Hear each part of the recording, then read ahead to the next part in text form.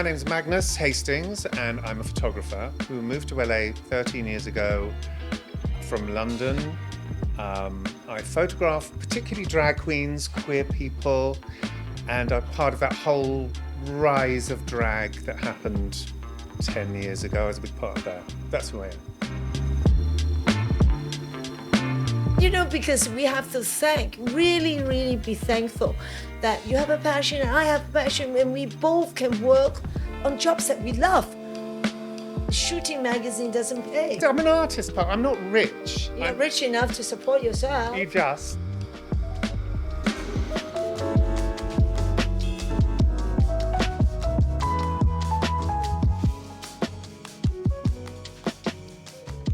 Hello, this is Pearland Podcast. I am here in LA, sitting in Magnus Hastings' home. Today I'm so happy that I have Magnus sitting with me. Magnus, can you tell the audience about who you are and your journey to become who you are today? My name's Magnus Hastings, and I'm a photographer who moved to LA 13 years ago from London. I photograph particularly drag queens, queer people, and I'm part of that whole rise of drag that happened 10 years ago. I was a big part of that. That's who I am. Magnus, I've known you since millions of years ago. Girl. And you were such a teenage girl. And actually, Magnus, you know, you were an actor. I remember when I met you, you were an actor, and you keep on complaining that you were too tall. And too tall for any theatre, and then you couldn't get the acting job. I was too tall because when you put me next to women, they'd look lovely and delicate and fragile, but you put me next to any other man and they looked like a dwarf. So I would either have to be the lead or the villain, but you couldn't give me a small part. The only not big role I got, but the biggest thing I did was a Noel Coward play where I played the lead handsome act. It was about putting on a play within a play, and because all the other men in it were playing gay, I was playing, and I wasn't. And they were all straight, and I was screamingly gay, but it was Noel Coward, so I was allowed to be who you are. Me. And it was period, but I was playing this young, handsome actor who could be tall, and within the play, it wasn't a big part, but I was allowed to be that, because the director was playing gay, the director being the actor. The lead actor was playing a director, and he was short. Okay, and then why from actor? And then you transform into... No, I'd always been... I've been taking photographs for years. My dad was semi-professional, and I kind of grew up watching... I thought your dad was a lawyer. He was a lawyer, but he had a dark room, and he was always developing pictures. And he was very... don't want to say a hobby. I say semi-professional because he had lots of things published, but he was some kind of photographer. He was good, but it was always about people. I remember he did like Dudley Moore's album covers, and he did just things. And I stole all his enlarging equipment was all in the attic, and I stole that and turned my bedroom into a dark room because it had a sink. And then I taught myself. I didn't study photography. I just taught myself. I just played around until I got it how I wanted it. But why drag? Why do you specialize in drag photographer? Because I was a little drag child, because it makes sense to me. So what do you mean by little drag child? I was cross-dressing. We were like polar opposites. My sister Sophie, your friend. My very good friend. Had a boxing gloves and was on the football team, and she was this little, should have been a lesbian, but she wasn't. But she used to be, so she was this little bruiser, and I had dolls, used to wear her clothes, used to borrow mum's feather boas, used to lip sync to songs. I wanted to be a little girl, and I used to cross-dress all the time. It got shamed out of me. I remember my dad once saying to me while I was lip syncing to a song, and he said, people make careers out of that. And I knew there was something humiliating about it. And then my mum, I was again dressed. I used to put on plays, and I'd always be the lead girl. I'd make Sophie and my stepsister Tash be the supporting roles, and I'd be the lead woman girl. And I remember Mum once saying, "Will you ever play the boy?" at me. And I was so it kind of got shamed out of me. And then when I got older, I got tall, and I had this thing about if I'm gonna I have to be a beautiful drag queen rather than a man in a dress. So Yeah. so it just became something that, So why didn't you become a drag queen? because I didn't want, because I became, again, my height interfering with everything. But no, but also my photographing it is my expression of it. I've never felt like I'm observing it. I've always felt like I'm participating in it. So I understand exactly what's going on internally in a way. So I've always been part of the world and not someone. For instance, I don't take pictures of. For years, drag queens are always just sort of looking wistfully into mirrors, like they're going to have a miserable life. It's an unhappy gay man, whereas it wasn't ever about that. It was about celebrating these incredible, exotic creatures. So I came at it from a different way. So, okay, so before you came to LA, you already started your drag photographer. I became, well, yeah, I started that. I was an actor, and then I was doing headshots as a photographer, and I was doing very well at it, but it was like disposable, hideous photography. And I ended up, well, it was just dealing with people's neuroses all the time. And anyway, and so, but then I suddenly had enough of acting, and I remember calling my agent and saying, I don't want to do it anymore. And I really stuck to it. And they said, we've got an audition for you going to Broadway. And I went, I don't care, I don't want to do it. No, I'm done. And then within 3 months, I went into like it was the only bar called the Box in London. Of course, I know the Box. No, the old Box, not the new old Box. Okay. You know the debauchery Box. This was like a bar that had a gallery. But it was at the time the only one that was like a queer space for photos. And I went in and said, can I have an exhibition? And I said, do you need to see a picture? And they went, yeah. And I showed them some stuff, and they went, okay. And they had a waiting list, and they bumped them off and put me in. And I did quite a clever thing. I photographed local gay Soho celebrities, you know what I mean, gay famous people. So it felt like a celebrity exhibition, and it included 2 or 3 drag queens. And I went around and I did these things, and I blew them up, and I had them pressed onto PVC. And I just did these things that I saw that I wanted to do, and I had no idea if anyone was going to like them. And I put them up at night, and I remember going, well, I really like them, and they were all very kind of in-your-face, colourful, pop arty. And so I put them up thinking, I like them, but I have no idea. And then the next day, the thing opened, and Time Out walked past and put it as their show of the week. It just went viral. Everywhere. And then I was asked to shoot all the covers of all the gay magazines. From that. So on my career, it was giving up acting and flipping to that, and within 3 or 4 months, it was working. It was like what I should have been doing all along, really.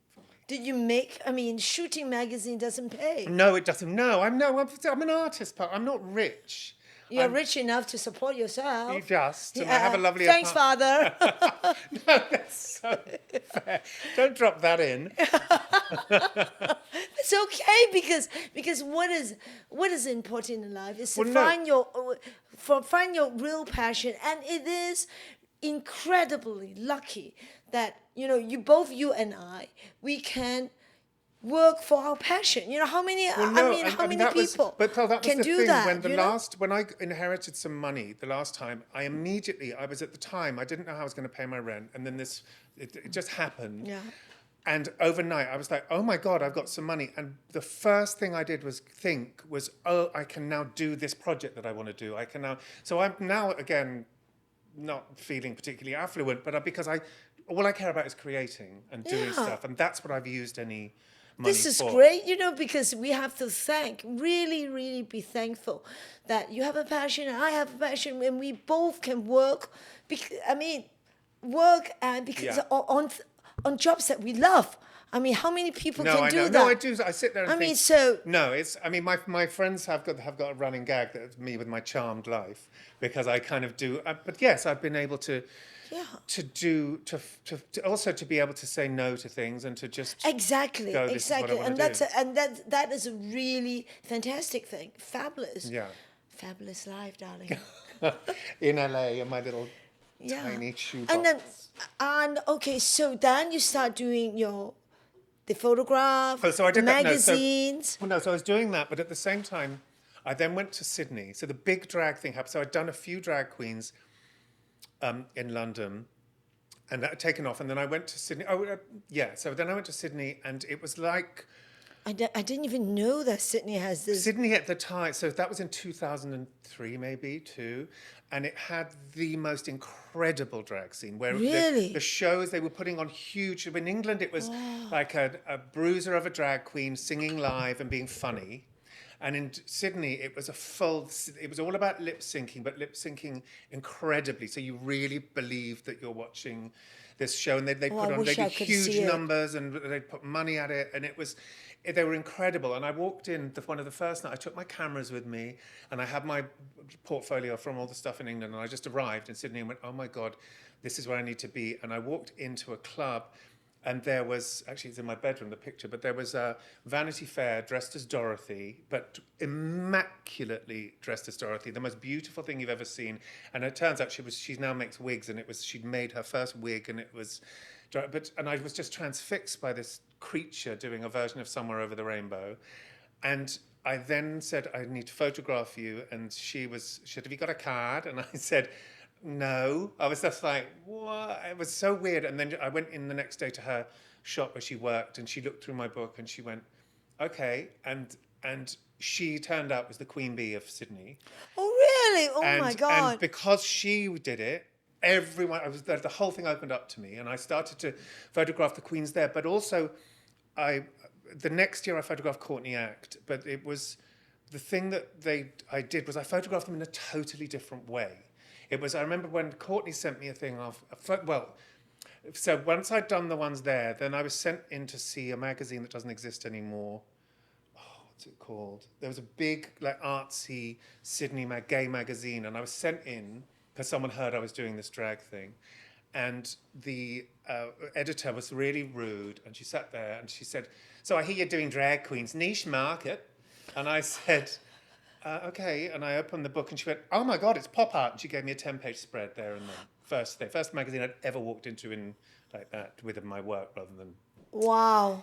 And yeah, and it became, so it was, I was then always planning to do a book. And but anyway, so when I left Sydney, Courtney sent me an email saying, I just want to thank you for what you're doing for drag. And Courtney Courtney Act is a very famous drag. She won Celebrity Big Brother in England. She was on RuPaul's Drag Race. She's here somewhere. She's on the cover of my book, Why Drag. And she became my muse, and we did loads and loads and loads of stuff together. But she just sent me this email saying how I was really doing something new and different, because I wasn't looking at drag queens as it's like when people say to me, why are you interested in drag queens, as if they're these things that isn't that interesting, these gay men who do. And I'm like, these no, creatures. I see them as, they're just, it's about art, it's about creating art. And that's the one thing my book did. I found out it was, when that came out, I found it was in like the Harvard Library and in makeup schools and things, because the people were studying the makeup and what people were doing. But anyway, so going fast forward, but it was about looking at it differently. And that's what I did, because I come, as I say, from inside. I'm not going, oh, who are these funny drag queens? And also, the basic thing is, if someone spent 3 hours doing their makeup into a mirror, shading their face, you don't stick a fucking light here. Yeah. You light this. And I was one of the first people to actually do that. So they go, really? Yeah, because they'd always go, oh, let's be creative and arty, and not go, it's actually a man in makeup. And if you do that, you're going to highlight all the male features. But if you light the shading and what they've done, then the illusion is there. And no one was doing that. Wow. Not just a pretty face, my dear. Aging, sagging. So Sydney is actually your opening. That was my opening. And but I planned to do a book then, and it was called Dragged Around the World. And then I got back to England, and I went to see a publisher. I went to the Elton John AIDS Foundation, and they were into it. And I then went to see my first publisher, and she said, great, let's get a psychiatrist to write the foreword. Psychiatrist? Why? Because they're strange men in dresses in her head. And I said, no, that's not for me. And she apparently then kept the picture of Dorothy and pinned it up behind her thing. But I was like, no, not my thing. And so it kind of got sidelined. And then, because then I ended up through the magazines, I was doing lots of pop stars and more mainstream queer stuff, but I was You were doing celebrities. I was doing celebrity stuff for the gay magazines, which got me my visa to here, because all my work was all celebrities. So I played on that to get my visa. As a working visa here. Yeah, to get my working visa to come to America. But once I got here, and there was a manager. But why America? Why couldn't you stay in London? Because I felt like I got well known in England as this gay photographer, and at the time, In a range of how long? like 5, 6 years, 2, 3 years. Hang on, maybe 5 or 6 years. Yeah, I felt like I'd gone as far. I felt like straight magazines and things, but I wasn't hitting that. So I kind of went, but then I also was out here, and I did a bit of work on the side, and for 1 year, and I just felt this is where I want. It just felt like where I needed to be.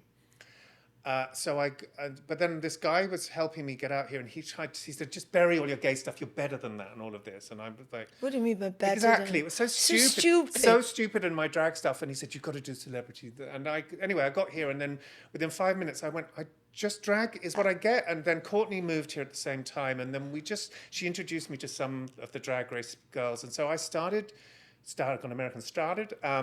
doing that and just getting myself back into drag, which I loved. And then I turned that into a Facebook page, because I thought, I've got all of these images of drag. What am I doing? No one's seeing them. It was kind of pre-Instagram as well, I guess. So no one was seeing anything. And that really took off. And then I got a show in New York. It was called the Out Hotel. And it had a massive gallery space, and I was staying there in New York, and I went, this would be good for me to have a show, but I also knew that season 6 of Drag Race was about to come out. I shot the finalists, so I wanted. How do you get into RuPaul's drag show being the photographer? I was shooting them independently. I was then asked to be on one episode. I was on one episode, but What? I was on one episode, and then I completely fucked that all up. I mean, How did you fuck it up? Because I was rude, and they were shady. Why were you rude? Because I turned up. I was really nervous, and they asked me to be on season 7, episode 1 as the guest photographer. But they phoned me up, and they said, will you do it? And I'd just come off my show in New York, which was a big success. And what show in New York? So I had this show in New York called Why Drag, which turned into, and I got a literary agent from that. I got a book deal from that. So I was riding high in drag world and gay world of being the drag guy. Drag photographer. The big drag photographer. And so then, and also once I started reaching out to people from the Sydney thing, I was well known within the drag community knew me. If they were good at drag, they knew of me, because there were so few people doing it, and I was the one changing it. And then they asked me to be on episode 1, and I said, am I judging? Because the photographer was always judged. No, you're not judging, but you're going to be so important. You're going to be announced in the workroom. We're going to judge off your pictures. It's going to be a whole thing. And I had various conversations with them, and I said, just as long as you don't make me look insignificant, because I've built this thing up, no problem. So I turn up on the day, and they'd already said, bring some of these clothes, normal clothes. And then they said, where are your black clothes? I said, well, I haven't got any black clothes. Are you making me a stage manager? And then they said, no. And then they had extras around me with cameras. So I was basically looking like a paparazzi. So I'm going, what is going on? And then what did they do? Then Rue came over to introduce himself, and started to talk to me in an Australian accent. And I was so nervous. I went, why are you talking in an Australian accent? And he went, are you not Australian? And I went, no. But I was kind of rude because I was nervous. And then... did you tell him that you're Yeah, Brit? And I also was looking at him going, we do yoga. We've been in the same yoga class with 10 people for the last year. Do you not recognize? It was like in my head, thinking, this is really weird. I mean, he was being really, in retrospect, he was being sweet. But I was being kind of, what's going on? Being a nightmare. And then... You're always a nightmare. No, I'm better now, I told you. And I've learned. So Rue came over. He came over, and I wasn't rude. You were schmuck. I was just like, what's going on? Can you apologize to Rue now? No, I've seen Rue afterwards, but I don't want to actually dissect Rue. Okay. Because she's not the easiest. But anyway. Of course. She's mega now. Yeah, well, she was, yeah. But then anyway, the producers, it just got worse from there. Then the main producers heard me speaking and saw me and went, oh, well, actually, we want to mic him, and because I wasn't on mic. So they mic'd me up. And then I thought, why are you micing me? I'm not speaking to anyone. I'm at the end of the runway shooting these queens. And I'd have this thing where I talk to myself all the time, all out loud, like because I live on my own. So I mumble and complain out loud. But I was mic'd, forgot I was mic'd. And they'd ask me to do something, and I go, I'm not fucking doing mumbling to myself. I'm not breaking my light. I'm not doing that. I mean, all of this. And I was at lunch, forgetting I was still mic'd, still mumbling and complaining. Then they took the thing off. And then they came back to me saying, actually, we want to mic you and interview you about all of the girls. And they wouldn't let me they didn't give me a list of names. They didn't let me see the pictures. So I was then stuck on camera. They said, you look great on camera. This is like your audition to be regular. So I'm like, oh, nervous. And then they said, so what about so-and-so? And I go, well, who's that? Because when I'm taking pictures, I'm focused on getting a great shot, not on what they're wearing, what they're called, since I didn't know their names. So it was very awkward.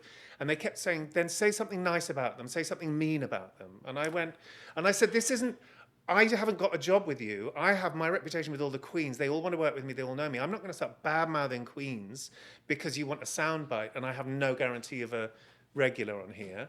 So anyway, it just got worse. Anyway, cut to finally, I go to the launch, and I was supposed to be in San Francisco. I changed it because they said, you are coming, you're in the show. And I went there, and they cut me down to an 1/8 of a second. So on the day he said, you've been announced in the workroom, all the girls went mad, they're all thrilled. All of it was cut. So all it was me going click with my name flashing up on the screen, saying celebrity photographer or something. So I stood there in this thing going, don't cause a scene. Don't cause a scene, as I drank more and more and more. And of course, in the end, I was like moaning and bad-mouthing people. Not a full scene there, but I was pissed off. And then I went home going, right, check your emails, because we had all these agreements. And I realized they'd done the whole thing on the phone. So there was nothing in writing. And I just sent a message going, I was really up. I understand you have a show to make and you had to edit it. I get it, but just a heads up would have been nice that you told me it was all cut. And they gave me we really appreciate you. Sorry you feel like that, all of this bullshit. But then I would get drunk out in public and badmouth World of Wonder and say very rude things. And then Bianca Del Rio said to me at one point, please stop badmouthing them. They know, you better say, okay. So I blew that. And then I did Dragula, and I blew that. Why drag? Dragula. So Dragula's another. Yes, Dragula is another. Dragula. So I was a guest judge on that twice. So why did you blew that? The first time I was smash hit, and then the second time I did it, it just dragged on all day. And they'd asked me to be the regular judge on that, and then I couldn't do it because I was going to London. And then I was rude to the Boulet brothers on. on New Year's Eve, and because again I was drunk and I was rude to them, and then I blew, and they didn't invite me back. That's the potted story. I could give you a much more explicit version, but that's enough. So, but now you. But we're fine. I mean, it is what it is. It's the lesson of being. Being as I today's said, Magnus. Well, no, and today I don't drink or take Bravo. drugs. So. Bravo. And it makes a difference. Yeah, because when you drink, all your inhibitions. No, your inhibitions is just completely It's your inhibitions, erased. but also it's all these voices in your head, your insecurities, and you think it's all your paranoia and all of that stuff. It's not rational. And the thing that we're cutting very fast forward to this huge show I've just had in London, that happened. I've been 2.5 years sober, and that happened in sobriety. Now, if it hadn't been, I was such a. They thought I was the nicest. Explain to the audience about your London show. So I just finished had a show at the Walker Gallery. It's in Liverpool. The huge, amazing, prestigious gallery in Liverpool asked me to have a show, like a retrospective, and then also fly there and shoot local queens. So it started off being a big show of. They approached me and they asked me to do it, and I'm like, okay, fine. So what happened was I got asked to do a show at the Walker Gallery in Liverpool. They approached me earlier in the year. They'd approached me last year and it didn't happen, but it was very kind of haphazard and didn't feel very official. I didn't know what was going on. And then this year they came back, but with a full proposal, asking me to go over, but I had no idea the kind of extent of it. So initially they said, coming over, having a show, and I thought, great, whatever space it's going to be. And I also, at this point in my career, it's like, I'll see it when I believe it. Let's see. But then they said, send us some pictures and we'll do a mock-up of the gallery. And they then I sent through some stuff. They sent me back this walkthrough, and I was like, holy shit. There were pictures that were 9 foot by 20 foot. It was Wow. like huge wall-size I prints. love it. It was incredible. And it was so exciting. And so how after 10 years of these days, if you work, unless someone buys a print or you're shown in a gallery, but then it's never that big. But people generally see all your work on a fucking phone or a computer Yes. screen. And so finally I'm doing, and especially drag, which is so huge. And I'm suddenly looking at it going, this is how it's supposed to be seen. But just the fact that it was so easy to work with them, they then, at one point I said, they said, this is the space you've got, these huge ones. The smallest ones were, I think, 3 foot by 2 foot. So when the big ones were 9 foot by 20 foot. I mean, it was incredible. And they said, we want to fly you over and shoot local queens to mix in with all, because I've shot all of the big famous drag queens now, all of them. So it was like a star-studded drag show, and then I went over and shot the local queens. There was a section of that, so it was mixed in. So it really fed to the community, but also showcased the people love seeing all of the famous ones too. But then at one point I said, so I had a project I did that was called Gayface, that was more, it was queer rather. It wasn't just drag; it was the whole community. And I said, well, why don't I instead of one of the huge pictures, we do an installation of say 20 of the white boxes of famous drag queens. And he said, fuck that, let's just why don't we turn the whole first gallery space into white boxes? So this is how good this guy was. So you walked in and there were 110 white boxes. He built a life-size white box for people to take their own pictures in. It was amazing, insane. And it was the show with the white boxes was the show I couldn't have because COVID happened when all of that was launched. The book was launched during COVID. So it was every step would be bigger and better. And it was also everything we said, we worked so well together. And it leads back to the drinking thing. I was sober. So when there were moments when I would normally have gone, I got annoyed and gone, I want this, I was able to react in such a different way. So, I mean, but people who've known me for years laugh because I said they thought I was the easiest, nicest person to work with. Because I was. It was about creating something and working with, and also to be fair, I've been working on a different project with someone who's intolerable. So but it was just a wonderful experience that I think I would have got too nervous and crazy had I not been sober. But it was a amazing. Huge hit, and it was amazing. And now we're hoping it tours, and the gallery want to tour it, and all sorts of stuff. So you were very happy. I was I was just. I mean, I did have people going. I went there, and there were like banners flying outside this gallery with my name on them, pictures on, and somebody said, "Are you just taking a breath and looking at what's going on?" And and also people going, "This is a gallery for the first time seeing drag as a proper art form, and me as an artist." And it was very interesting and at one point I was going, well, I can't put that in, it's like everyone knows that picture. I thought, well, isn't that the point? It's like this classic famous drag picture that people can now see 9 foot tall, and it's a huge bit of pop art. It's amazing. Yeah. So you basically destroy your opportunities. My TV opportunities. Your TV opportunities on both drag big shows. Drag shows, yeah. And the drag shows, and during the time when drag queen was becoming mainstream. The one thing I was pleased to hear, somebody said they got the breakdown from World of Wonder, who produce Drag Race.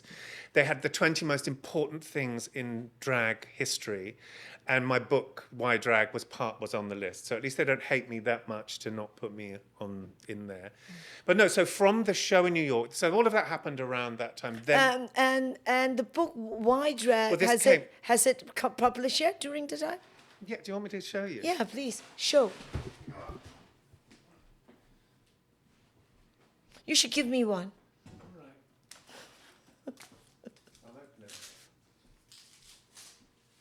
Wow, she's beautiful. This is Courtney Act, who I was talking about. Oh my God. Look, she's beautiful. Oh, but I love the way you put the... I mean, obviously, I can barely look at it now because I've grown a lot since doing Of it. course. That's many years ago. This is 2016, so it's 20. They were shot from sort of 2014 onwards. Oh, I can show you the Dorothy though. Yeah, This show is me. this is like 20 years old. This is when I. Is this the makeup Bible? That's the Dorothy. Oh, really looks like. Yeah, this is the Dorothy. There you go. Whoever wants to see that. Yeah. Anyway, so what happened? So from the show, I got a literary agent. Suddenly hit me up from this New York thing. So in New York, it was about 40. I did it all on canvas because I didn't want them behind glass because, again, I wanted it to feel like you're in it. And there were about 40 of them, and I blew them up as big as possible. They were all canvases, said that was the cheapest way to do it. And everyone went crazy in New York for that because, again, no one had seen anything like that in that way. And I was hearing people going back and back and back to see it. But so this literary agent who didn't actually go to see it, saw an interview with me and some pictures, called me in, and I thought, okay, fine. And then he offered to represent me. And it seemed like I had already had a forward by Boy George because I'd asked him to write it, and he ended up writing it for me, and I pretended the book was being published when really it was my show, so I put it. So I had it, and it was on so there was a picture of him and then his introduction in the exhibition. But it was like a no-brainer. There were all these pictures, and drag was really exploding.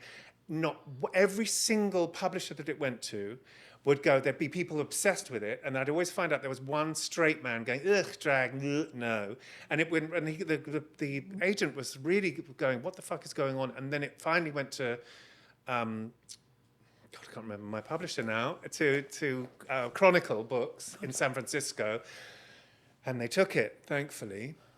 Because then it became it's like a drag Bible. It was a huge hit, and it's still being published 8 years later and all of that. But it was amazing that it was Rizzoli had it, but they nearly took it, then they didn't, and then they published somebody else's book and used half my pictures without asking me. I mean, it's just half of the picture without asking. I said, and somebody asked me. At one point, someone said, "Can we use some of these pictures?" And I said, "No." They turned my book down. I'll be fucked if they can use all my pictures in a different drag book. And then they wangled some because some of the drag queens misinformed them and said they were able to use the pictures, which they weren't. But anyway, who cares? But they see the new me goes, "That's fine." The old me is fuck you. And then after that, what happened? So that happened, and then I was just basically being the drag guy, just shooting drag stuff, drag queens, all the most famous ones, doing You album must know covers. all I the know all of them. drag queens because there's. I mean, drag queens have become mainstream because know- of the yeah. RuPaul drag race. No, well, I know all of the big ones. I mean, then it comes to a point where the new seasons, it's kind of become so exhausting and so conveyor belty. I mean, for the show in London, I shot the top 3 of the last season 16, specifically, so it felt very current. So I had Plain Jane, Saphira, and Nymphia Wind in the show. But I mean, it was Sharon Needles said to me, she won one of the seasons, and she said, your work is like the representation of the explosion and drag in the noughties, I guess, and beyond. But now it's hard. I was so obsessed with it and so hardworking, and after COVID, all of these kids want to do it for free, and there's so many drag queens. I mean, I know the ones I work with mostly are the real Alaska and Trixie and Courtney, and the people to me who are the real legends of drag. Wow. When you say legends of drag... Well, because the new ones are nice, but once in a while one will pop out who's really special. But there's so a conveyor belt of them. Let me ask you, do you think a drag queen should be an entertainer? Because today... I do. Yeah. You know, one of the conversation I had today was that, most of the drag queens today, they can only lip sync, but they don't have the wit. They cannot they cannot hold a show. They're not a comedian. No, I mean there are. What do you think about today's drag? I think she's right. No, I think today's drag I find. It's just a pretty face. There's a type. There's people like Alaska and like Jackie, obviously, but people who really are. They've come up through the ranks of drag before there was a show. They were drag queens, and they're about performing and playing in clubs and being funny. And I miss writing, that. Yeah. There's a huge wave of. But drag that queens. is an older generation, right? Well, there's some of the younger generation want to do that, but they've also, the younger generation have grown up watching Drag Race with TikTok and with Instagram. So it's all about the visual. And it's really, to me, it's really depressing. It's not, I mean, when I was doing that book, there's a lot of San Francisco drag in there, which was so exciting and so punk rock. And you go in there and no one had any money in San Francisco because everything's so expensive there. So Yes. all they spent all their money on whatever they could on drag. All their money was spent on rent. So they put together shows on a shoestring, and it was like theatre. It would disappear. It was one night and it would disappear. And it was people stapling their tips to their heads, and it was like crazy shit that was about. It's not for kids. But there's creativity. It's huge creativity. So creative. And the thing, like, I've just been asked to produce a drag brunch, and I kind of went, well, I was asked to help find someone to do it, and I went, you know what, why don't I just do it? So, because I know everybody. So I've started to do that, and then I haven't been to a drag show for about 4 years since COVID, and I went to a few. Oh, where? Just locally, and they were so boring. I mean, what has happened? All it was, especially in America, because they're all about tips in America, but it's the girls would come out and then start to sort of sing a song or lip sync to a song, and then they're just wandering around taking tips. And I'm like, what the fuck? And in San Francisco, the thing I loved was they'd go and put on a show, and if you wanted a tip, you'd screw your tip up and throw it on the stage because they're not interrupting their show for anything. Whereas here it was just wandering around, death drop, get the tips. And I just went, so the show, I've already said to the queens I've asked to do my show that I want you performing on stage. I don't want you going near a tip for over half of the song, and then you can go and get them. So put on a fucking show, because that was real. I don't want to see the back of your head. When would the show be? It's in Venice on the 20th of October. I won't be here. I would love to see. Well, it's my first one. I love drag show. Well, my one, I've got some good queens on it. So. And can you tell everybody about when the show? At least so it's at the Venice West on the 20th. The first one is at the Venice West on the 20th of October, Lincoln Boulevard. 1717 Lincoln Boulevard. Show starts at 12. It's 12 to 3. Doors open at 11. TheVeniceWest.com. Look it up. That's great. Okay, so go on, and then. Oh, so that book happens. Yeah. So then I was just shooting. Being asked to shoot things, album covers for they were doing Christmas albums. I was just always busy. I wanted to do pop videos, and I never got around to it because I was always busy. And then I thought, I've got to do my next book, and I was trying to work out what. Yeah, you were doing Gayface, right? Yeah. Well, so I was in a bar. And I was thinking, what can I do? It was about 2 years after this came out, because I was doing all sorts of stuff on the back of this, doing interviews. And then I remember sitting in this bar going, what do I want to do for my next project? I'd always wanted to do something called Gayface, because it made me laugh, because it's like an insult. And I wanted to own it. Do you know the idea? He's got Gayface. And I thought, well, what is the face of gay and all of that stuff? So I wanted to do that, and then I thought, do you have a gay face? I don't actually. I can do. You do. Pearl and her gay face. No, but so it was. But then I also wanted to expand it into the whole community. So I was sort of adamantly wanted it to be called Gayface, but wanted to include a lot of trans people in it, and then I remember arguing with Courtney, and she said, "Can't you call it Queerface?" And I went, "That's not a fucking thing, Queerface. It's Gayface. It's funny." And anyway, so the idea, I went, what do we need to do? Social media is the thing I have to get involved in with this. Yeah. What's the most social media friendly thing? A square. What can I do with a square? A box, a white box, because it bounces light everywhere. It's an empty space. People can create their own thing. So I suddenly went, okay, I'm going to do that. I'm going to build a white box. I just had this thing, and within 2 days I had built a white box, and I'm going to get people in. I'm going to secretly get people in over 3 months, and then at the same day, at the same time, I want everyone to drop their picture on Instagram and on Twitter, all at exactly the same time. And I'd never seen that done before. And so it ended up being 120 people I shot. It was I nearly packed the whole thing in. I shot 120 people where they'd come and I'd say, paint the box, draw on the box, decorate it, put whatever you want in it, just express yourself. How would you like to see yourself in 10 years' time that it represents you? Or I'd have ideas and things. So I'd also come up with things and cast people. But it was, I went to San Francisco over a week and I shot 65 people. in this box, and my back went completely, so I couldn't walk. 2 days before I was getting on the plane, I literally couldn't move, and I had to have my neighbour put my shoes on, go to the doctor and go, I cannot cancel this. Give me the strongest drugs you've got. So I was in San Francisco, unable to get out of bed till I'd taken these pills. Then I'd finally be able to get out of bed. And then, of course, I was drinking at night. I mean, it was like a shit show.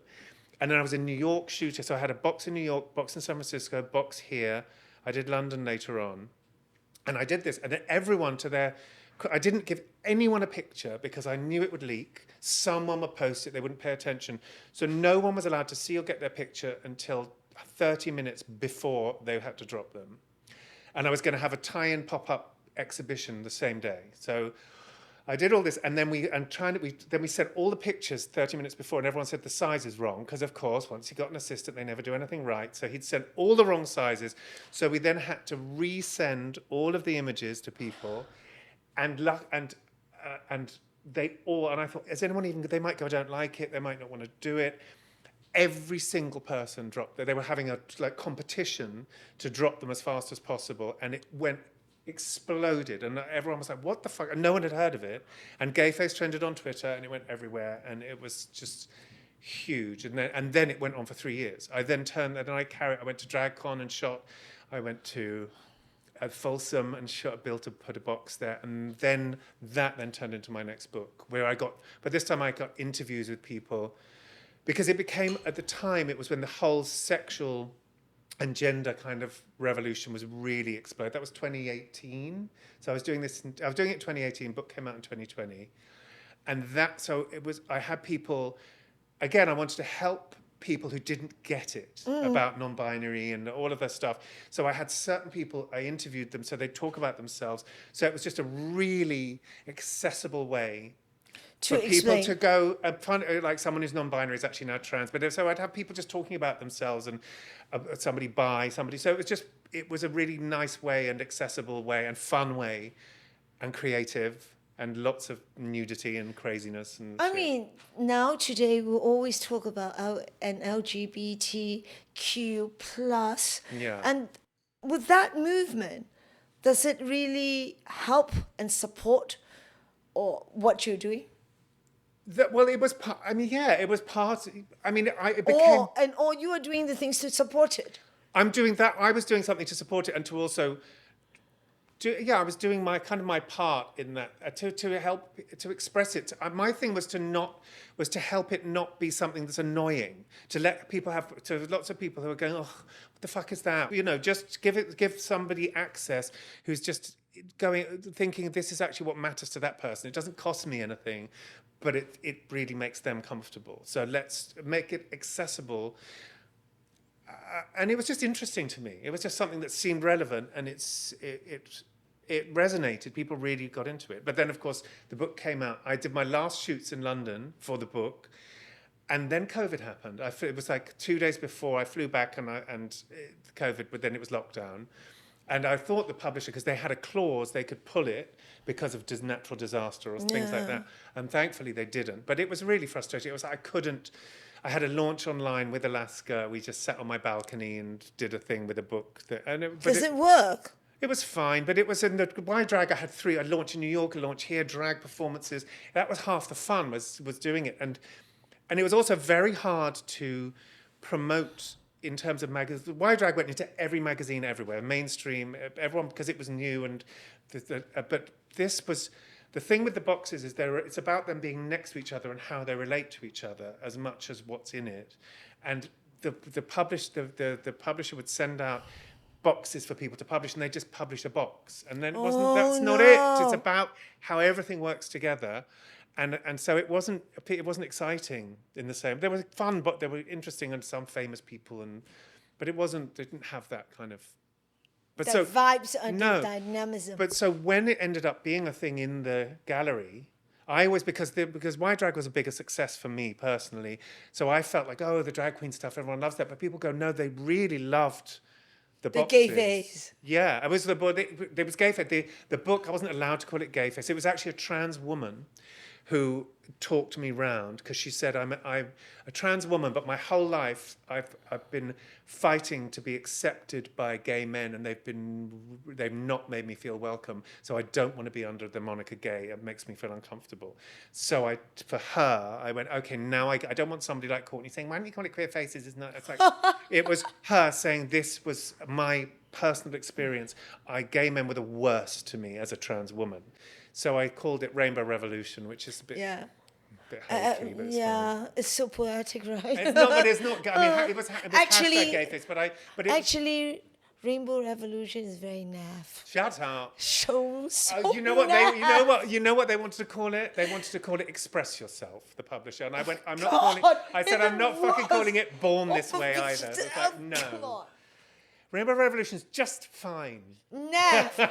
Gayface is fucking cool. I wanted to be called Gayface. They wouldn't call it Gayface. So, can we move on? So during the COVID time, obviously you cannot take any picture of any photograph at all. Right? I did one thing I was really proud of that didn't go anywhere. I went to all of the most famous drag queens I knew because I could shoot outside. So I shot them all as boys outside. And then I happened to have them all at some point in their careers in makeup. So I then turned, and it was pro mask because there was all of this mask controversy, and their masks that I created on their faces were them in makeup. So it was their own mouths in makeup with their boy bodies and their thingies. That was really cool. Wow, have you published those pictures? It's just online. Online. No. It went onto like online things, and they put it on Queerty and things. But no, it's so frustrating. When I looked at it the other day, I went, "It's really cool. It's really good." Why don't you do a book on that? Because that's just one thing, isn't it? I mean, I should put it into then my next book. I'm trying to. Is it on your Instagram page? It's on my website, magnushastings.com. It's called louder. Mask Up. It's called #MaskUp. Hashtags are over though, aren't they? We've got to stop that hashtag thing. Nobody wasn't then. Don't be rude. Hashtags were all the rage. Okay, so what is your next project? What are you thinking next? I came back from England like 6 weeks ago, so that was, and I've been waiting to hear. And your sister is so proud of you. She was. It was really. she's It was so really nice. She came proud. up to see it, and she genuinely. It's like her jaw hit the floor, and she genuinely was really proud. And I really respect her opinion. I mean, she's in that world, and she just went. She's so proud. She was. It's very important. I'm like, okay. No, and it was really nice to actually be for my work to be seen like that, and no. So the gallery. So the gallery are very excited about it.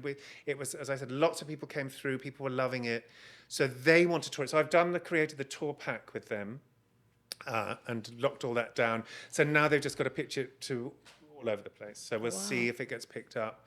I mean, let's see. I'm always seeing is believing.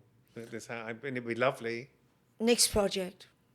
Next big project. I've been working on a new book and then a tie-in documentary, which I won't say too much about, but it's a bit tricky because I'm always butting heads with the producer I'm working with. Of course, I can see that. It's not, but it's okay. I mean, do you want Because me to, you do need want a me to share- producer. You need a producer who supports your vision, and it's Yeah, very and it's difficult tricky. because you need to communicate. Well, can I say? Hopefully she won't watch this. But the big argument we're having is she keeps. So my new project is about old queer people. So it's 75 to death. But it's turned into a really big issue. So that's where I am. That's my next project, dealing with that. No, but the idea was to do a book, getting the stories of going in and photographing people, but getting their stories of these people who are basically dying out, people living through the AIDS crisis and Stonewall and all of that. So that's what I'm working on, and they're incredible stories, but it's hard photographing the older people, because I've always had these very kind of photogenic subjects, and I love doing what I'm doing, but it's tricky because, first of all, people can't contort themselves and throw themselves around. And you know that lots of people, when they see themselves, they just see themselves aging, so they find it very difficult. So it's an interesting different thing, but I think it's valuable. It just seems that, you know, you do your drag, you do your rainbow what? Fuck off. Let's call it gay face. I mean, you are actually addressing the issue, what the world, especially in America, is talking about, the gender issue. Yeah. I mean, actually, I think you picked it up without even knowing that this is actually a social and political issue. You've been doing it. So tell me that if a younger person coming to you and she said to you, "Oh, Magnus, Is it can you she? give," he or she or they, asking They you, said. ask you, I have a dream. I wanted to do photographer. I want to be a photographer, but I don't know which direction I should be doing. Find what always it's what you love. It's find the thing that excites you, and it's funny when people would. The thing that I discovered, I found what I loved, and I'd shoot everything, and I learned how to make things look expensive with nothing. It's never been about having an expensive camera. It's about light. It's about seeing light, and for it's like I remember once meeting. It was David LaChapelle's assistant, and he wanted to do his own thing, and he went, "But I never do it unless I was working with so and so and so and so." And I went, "Why? Why don't you get some new people, try them out? You don't have to just play, work things out." And the thing that when you got no money, you just throw a light. I use outside, and then you put a light in it, and you play with the light, and it suddenly looks like an expensive set. It's like just try everything, play with everything, and find what you love. Is what you should do. Thank you, Magnus. It's great being here with you after all these years. I know. Was it 2.5? 2.5 years, yeah. Thank you for having Thank me.